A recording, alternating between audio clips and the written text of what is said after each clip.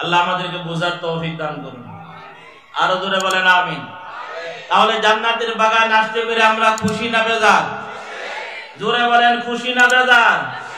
তাহলে আমরা শেষ পর্যন্ত থাকবো ইনশাআল্লাহ। এখন আমার মূল আলোচনা শুরু। রেডি? আমার কথা কয় না? রেডি? গলা কাশি দেন। নারে তাকবীর। আল্লাহ প্রত্যেকের তাকবীরগুলি কবুল করুন। আরো জোরে। আল্লাহ রাব্বুল আলামিন বলেন, ওয়া ইয়াউমা ইয়া'আদ্দুয যালিমু আলা ইয়াদাইহি ইয়াকুলু ইয়া লাইতানি ইত্তাখাযতু মা'আর রাসূলি সাবিলা ইয়া ওয়াইলাতা লাইতানি লাম আত্তাখিয ফুলানান খলিলা।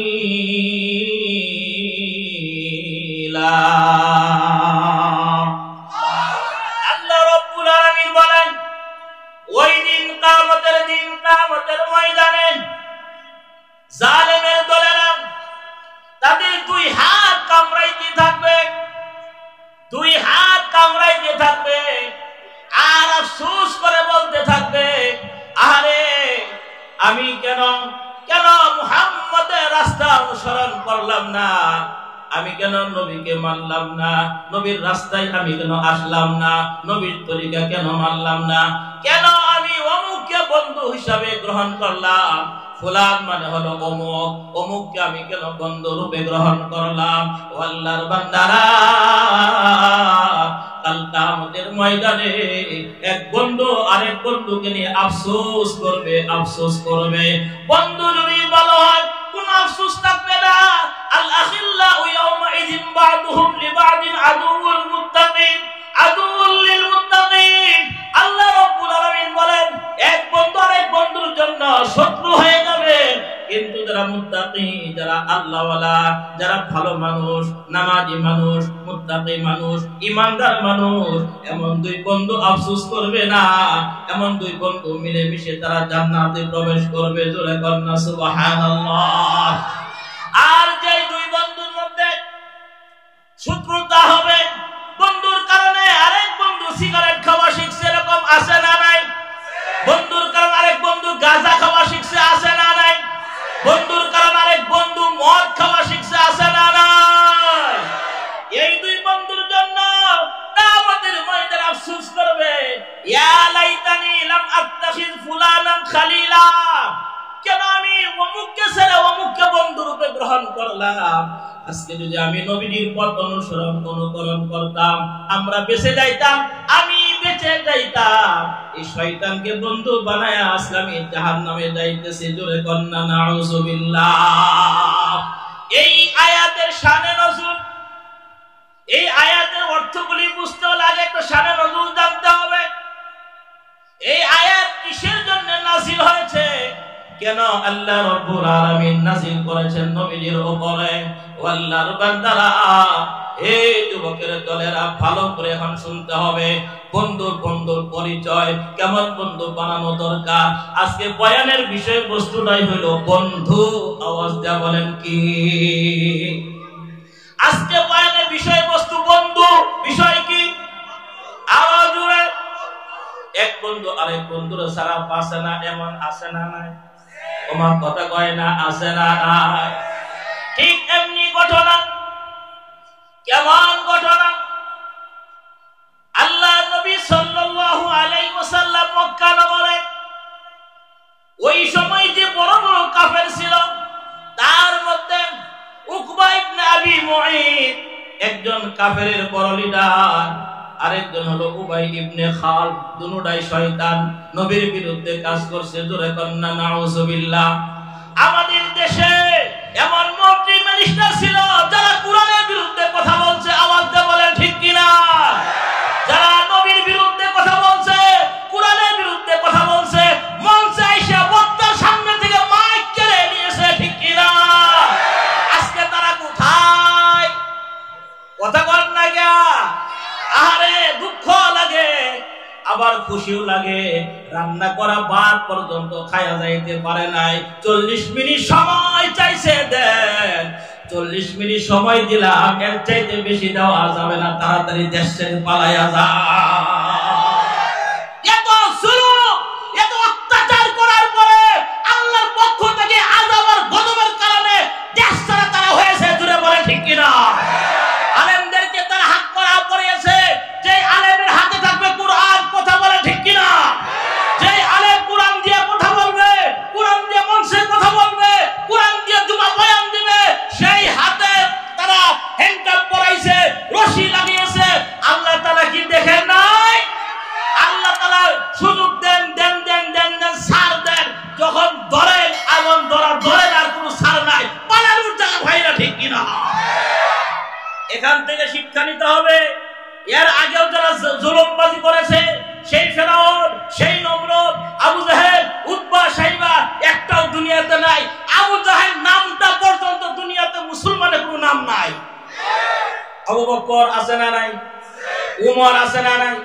বেলাল আছে না নাই? আবু জাহেলের নাম কয়জন পাইবেন? উতবা, সাইবার নাম পাইবেন? উবাই ইবনে খালদ, উকবা ইবনে আবি মুঈত, এই শয়তানের দলের একটা নাম, মানে এরা এত ঘৃণিত, এত অপমানিত, এত লাঞ্ছিত, এত অপমানিত, এদের নামটা পর্যন্ত মানুষ ঘৃণা করে নেয়, মহব্বতে নেয় না, ঠিক কিনা? তোমরা যদি ইসলামের পক্ষে কাজ করতাম, কুরআনের পক্ষে কাজ করতাম, আলেমদের পক্ষে কাজ করতাম, 40 আর 41 বুঝি না, সারা জনমই তোমরা ক্ষমতায় থাকতে পারতা, ঠিক কিনা? এখন কই দাদার দেশে গেছে, কোন দেশে গেছে? এখান থেকে শিক্ষা নিতে হবে। বাংলার তৌহিদি জনতা যদি তারা রাস্তায় ঈমানি বলিয়ান হয়ে নেমে যায়, বাংলার বাতিল যারা, জুলুমবাজ যারা, তারা পালাতে বাধ্য হবে, ঠিক কিনা? আল্লাহ তাআলা বলে দুই বন্ধু, কয় বন্ধু? দুই বন্ধু, উকবা ইবনে আবি মুঈত, উবাই ইবনে খালদ, দুইজনে বন্ধু। কেমন বন্ধু? এক বন্ধু আরেক বন্ধুর লেগে জীবন দেয়, my life just for you, তোমার লেগে আমার জীবন কুরবান, আছে না?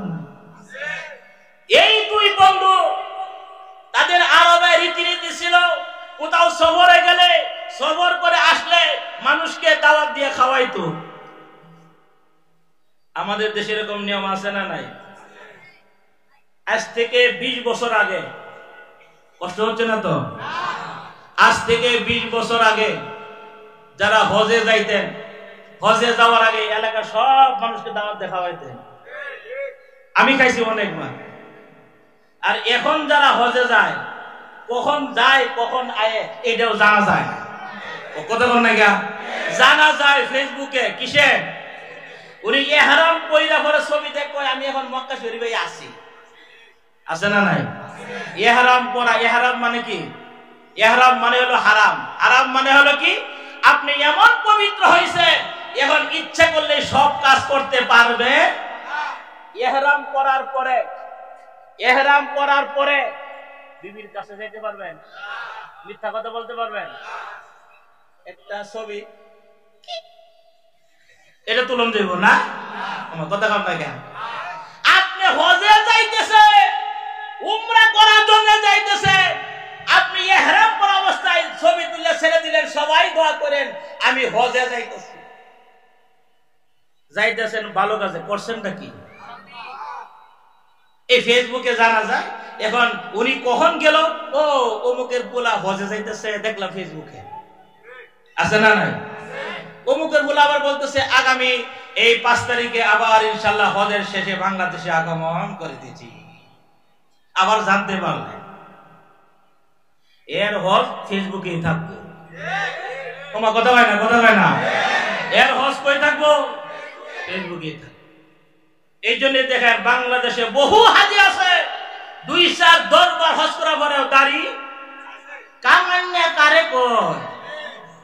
হ্যাঁ, এমন কামানি কামাইছে, পিস্তা বানায় নিছে। যেমন আমাদের দেশে বড় দরবেশ, নাম কি?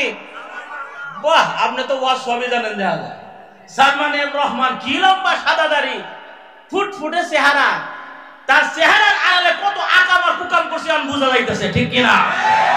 সর্বশেষ যে আকামটা করছে বলবো নাকি? দাড়িটা সাইচ্চা লঙ্গিটা ফিরিয়া পালাইতেছে। দুই বন্ধু মিললা কথা কন না, আইনমন্ত্রী না আনিসুল হক, আইনমন্ত্রী আর এই মুরব্বী। তো মুরব্বী কইলে সমস্যা। এই কয়দিন আগে আমি উমরায় গেছিলাম, মানে হেন করেছে মুরব্বী মুরব্বী, মানে সারা দেশ মুস্তাক ফয়জি সাহেব ভাইরাল হয়ে গেছে মুরব্বী কয়া। আল্লাহু আকবার কাবীরা। দুই বন্ধু মিলে পালাইতেছে, ভাবলো যে দাড়িগুলি ভালো করে চাচ্ছে গেলে পুলিশ টুলিশ আমার আর চিনত না।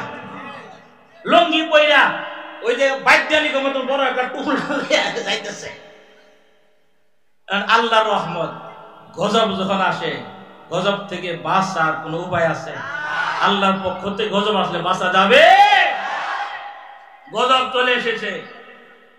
গজব আসার কারণে আনিসুল হক ওনাকে চিনে ফেলছে আইনমন্ত্রী, বেরালেছে। ওনাকে যখন ধরছে, এখন কয় আমি একা জামুকে বন্ধুরে লয়ে যাই।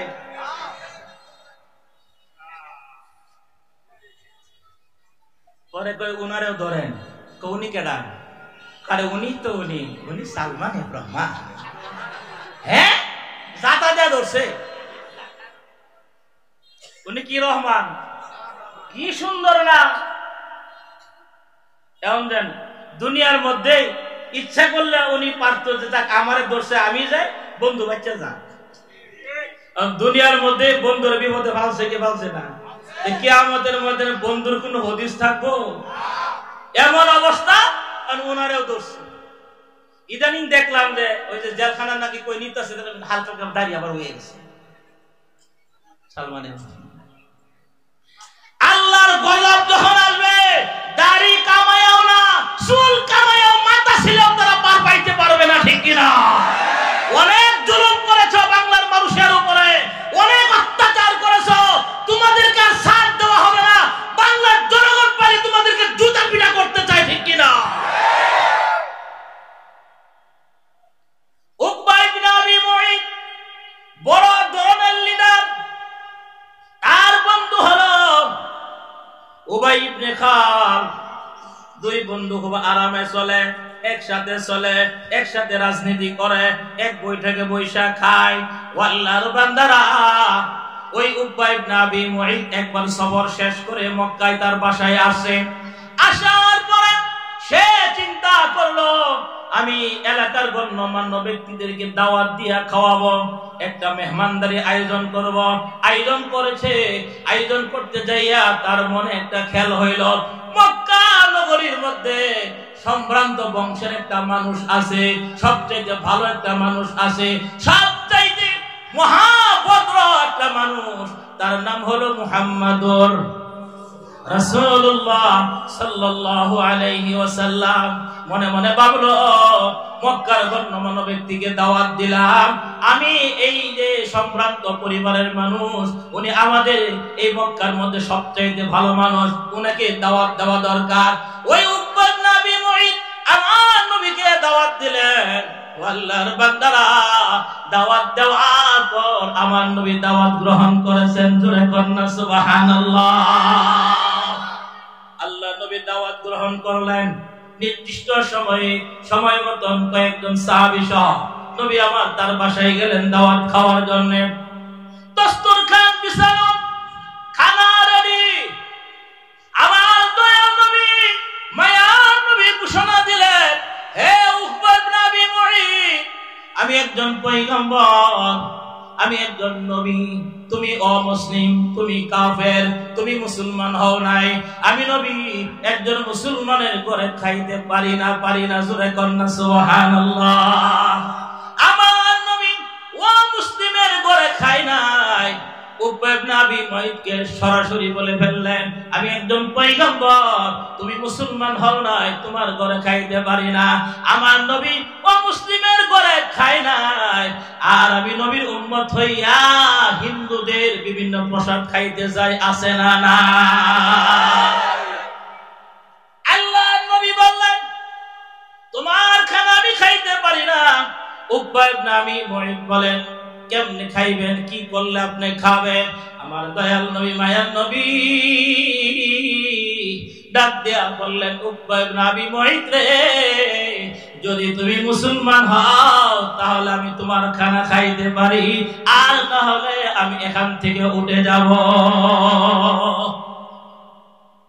আল্লাহর নবী যখন এই কথা বললেন, উকবা ইবনে আবি মুঈত মনে মনে ভাবলেন, সম্ভ্রান্ত পরিবারের মানুষ, সবচাইতে ভালো মানুষ, সবচাইতে ভদ্র মানুষ, এই লোকটা যদি না খেয়ে আমার ঘর থেকে বের হয়ে যায়, আমার জন্য অপমানকর হবে, আমার জন্য লজ্জাস্কর হবে।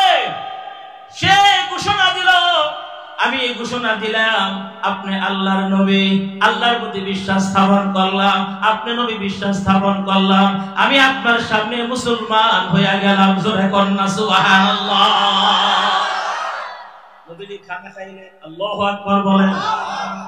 আল্লাহর নবী খানা খাইলেন, খানা খাওয়ার পরে নবীজি চলে আসলেন। ওই যে তার আরেক খুব ক্লোজ ফ্রেন্ড, ওই ফ্রেন্ডে খবর পাইছে, উবাই ইবনে খালদ খবর পাইছে যে আমার বন্ধু তো মুসলমান হয়ে গেছে। মুহাম্মদ সাল্লাল্লাহু আলাইহি ওয়াসাল্লাম তার ঘরে আসছে, খানা খাওয়াইছে, মুসলমান হয়ে গেছে। দৌড়াইয়া আসছে, কেরে বন্ধু তুই মুসলমান হয়ে গেলে, কথা নাই বার্তা নাই, তোর সাথে আর কোনো সম্পর্ক, ফ্রেন্ড লিস্ট থেকে আনফ্রেন্ড করে দিলাম, তোর সাথে সম্পর্ক নাই, তোর সাথে আমার আর ভালোবাসা নাই, তুই যেদিকে মন যেদিকে যায়, তোর সাথে আমার বন্ধুত্ব নাই, বন্ধুত্ব সব ভেঙে দিলাম। ঘোষণা দিয়ে দিছে। মনে মনে চিন্তা করে, বন্ধুরে, বন্ধুর মন রাখবো না, নবীর মন রাখবো, চিন্তা করতেছে। কি করে? চিন্তা করে। যেমন আমাদের দেশে, বলবো নাকি একটা কথা মনে হয়েছে, বলবো আমরা সবাই চিনি, আমাদের দেশে সুনাম ধন্য একজন বক্তা মাওলানা মিজানুর রহমান, তোমার নাম তো সবাই জানে। উনি কয়েকদিনের জন্য দেশে আসছিলেন। দেশে এসে গুলশানে একটা হোটেলে মেহমানদারির ব্যবস্থা করছিলেন। বাংলাদেশের গণ্যমান্য ব্যক্তি যারা ছিল, বড় বড় বক্তা ছিল, তাদেরকে দাওয়াত দিয়া সুন্নি পরিবারের দুই বক্তাও গেছিল, যারা সুন্নি দাবি করে, যারা বইয়া হুইয়া দাঁড়াইয়া মিলাদ পড়ে, ওরাই বলে কি সুন্নি। ওনারা দুই আজহারি গেছে। যাওয়ার পরে তার সাথে কোলাকুলি করছে, কৌশল বিনিময় করছে, খানা দানা করছে। আসার পরে ওনার মুরব্বীরা কইছে, তুমি যে আজহারির সাথে হাত মিলাইছো, তোমার মুসলমানিত্ব চলে গেছে। জোরে কোন না, একজন মুসলমান আরেকজন মুসলমানের সাথে হাত মিলালে কি মুসলমানি চলে যায়? আপনি যদি হিন্দুর সাথে হাত মিলান, আপনি কি হিন্দু হয়ে যাবেন না হিন্দু মুসলমান হয়ে যাবেন? তাহলে মিজানুর রহমান আজহারি উনার দাওয়াত গ্রহণ করে ওইখানে গেছে। উনাদের সুন্নি মুরব্বীরা বলছে, তোমরা প্রকাশ্যে তওবা করতে হবে, নতুন করে কালিমা পড়ে মুসলমান হতে হবে। আপনারা তো নাউজুবিল্লাহ বলেন। আমি যখন সরাসরি লাইভ দেখলাম, তখন আমার কলিজাটা মনে হয় ফেটে যাচ্ছে, এমন অবস্থা হইল। একজন আলেমের সাথে আরেকজন আলেম দেখা করলে ঈমান চলে যায়, এমন কথা বাপ দাদা সত্য গোষ্ঠীর শুনে নাই, ঠিক কিনা? ওনারা দুইজন মুরব্বীদের কথা শোনার পরে লাইভে আইসা নতুন করে কালিমা করে মুসলমান হয়েছে। আমার প্রশ্ন হলো, অনেক উলামায়ে কেরাম এখানে আছেন, অনেক মুফতিয়ানে কেরাম আছেন, যদি সত্যিকারে আপনার ঈমান চলে যায়, তাহলে সঙ্গে স্বপ্ন আপনার বউ তালাক হয়ে গেছে। বউ কি করবেন? হিল্লা, আপনার এলাকায় হিল্লা দেয়া দে, বুড়া টুরা দেখে নাকি হিল্লা কাম বাঁচে না? হে তো মুসলমানিত্বই নাই। মুসলমানিত্ব চলে গেলে বউ, তাহলে বউ সহ লাইভে এসে আবার নতুন করে বিয়া পড়ানোর দরকার আছে। আল্লাহ এর হেদায়েত দান করুন, আমিন। জোরে কোন হেদায়েত দান করুন। কোনা দো হাম জিস পরওয়াজ, কবুতর জবাবাদ, যেই দলের সাথে সেই মিল, আল্লাহ ওয়ালার সাথে রে ভাই আল্লাহ ওয়ালার মিল। জোরে বলেন ঠিক কিনা? নামাজীদের সাথে রে ভাই নামাজীদের মিল, গাঞ্জাখোরের সাথে রে ভাই গাঞ্জাখোরের মিল আছে না নাই?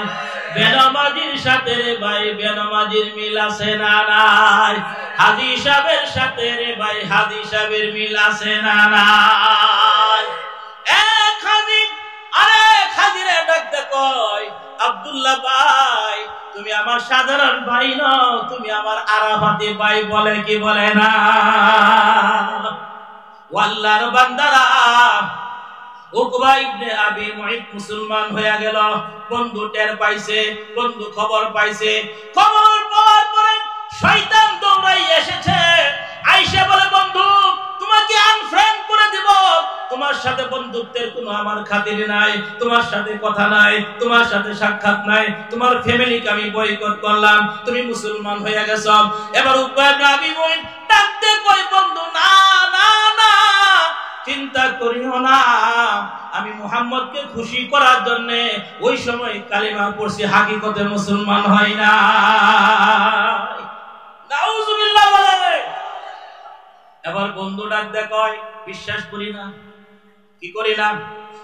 বিশ্বাস করি না, তুমি যে কালিমা পড়ে মুসলমান হয়েছো এটাই সত্য।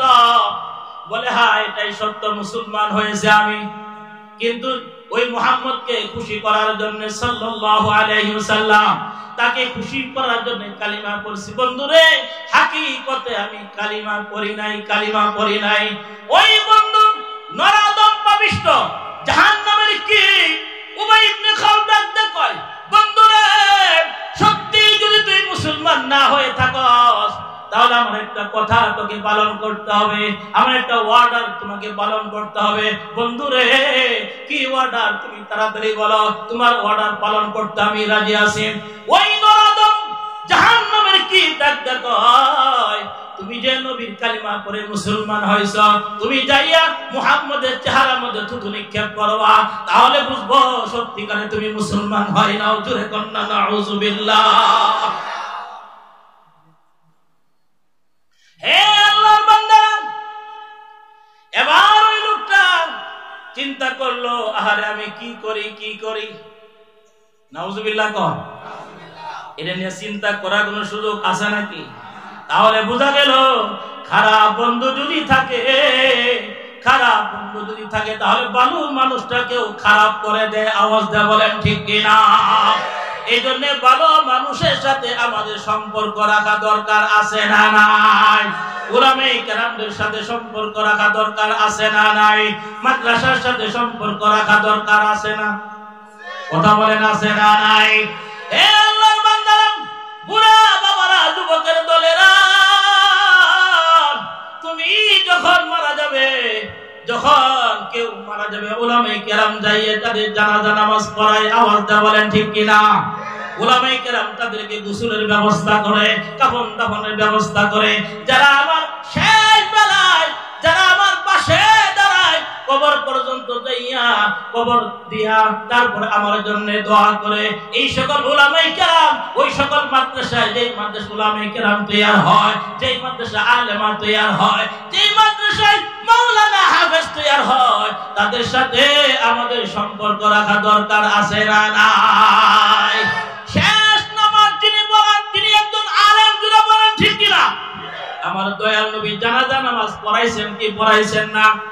একদিনের ঘটনা, দয়াল নবী মায়ার নবী মসজিদে নববীর মধ্যে বসা, হযরতে জিবরাইল আমিন আয়েশা বলেন ইয়া রাসূলুল্লাহ ইয়া হাবিবাল্লাহ, ও নবীজি, ও নবীজি, আপনার একজন সাহাবী অনেক দূরে ইন্তেকাল করেছে।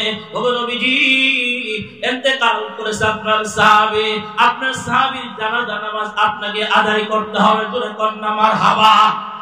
আল্লাহর নবীকে যখন বলল ও নবী জানাজা নামাজ আদায় করতে হবে, আমার দয়াল নবী মায়ার নবী বললেন জানাজা নামাজ আদায় করব, লাশ তো আমার সামনে নাই, আমি কেমনে জানাজা নামাজ আদায় করব? আমার নবীকে জিবরাইল বললেন ইয়া রাসূলুল্লাহ ইয়া হাবিবাল্লাহ, ও নবীজি, জানাজা নামাজ পড়ার জন্য আপনি রেডি হন, আপনার সাহাবীর লাশ আমি আপনার সামনে এনে হাজির করে দিব।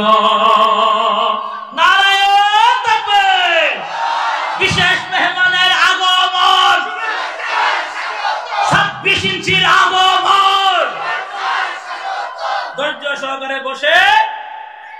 কথা হবে ইনশাআল্লাহ। যাইবেন গা, আমি আর কয়েক মিনিট কথা বলবো, রাজি আছেন আপনারা?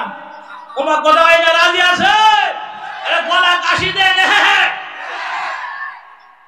নারায়ে তাকবীর।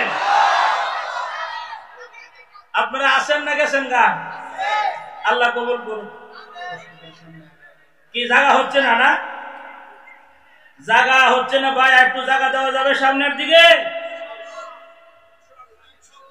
সামনের দিকে একটু জায়গা দেওয়া যাবে?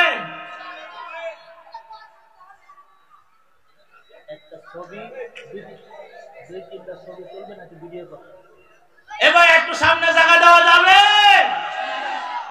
আসেন আপনারা গেছেন গা? আল্লাহ সবাইকে কবুল করুক দিনের জন্য। আরো জুড়ে বলেন আমিন, আরো জুড়ে বলেন আমিন।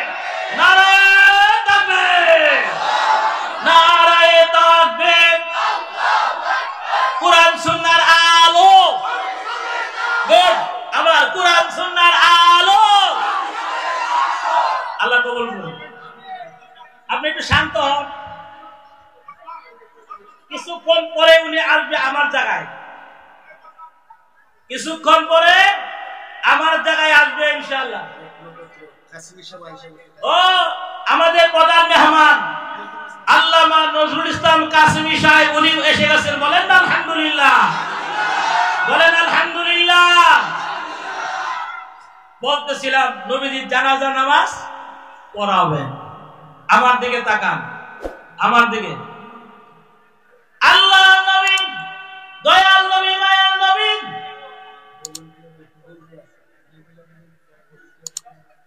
বলেন।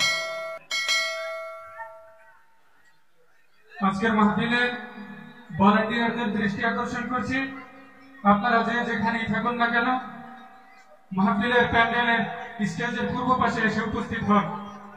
আপনারা প্রত্যেকে শান্তির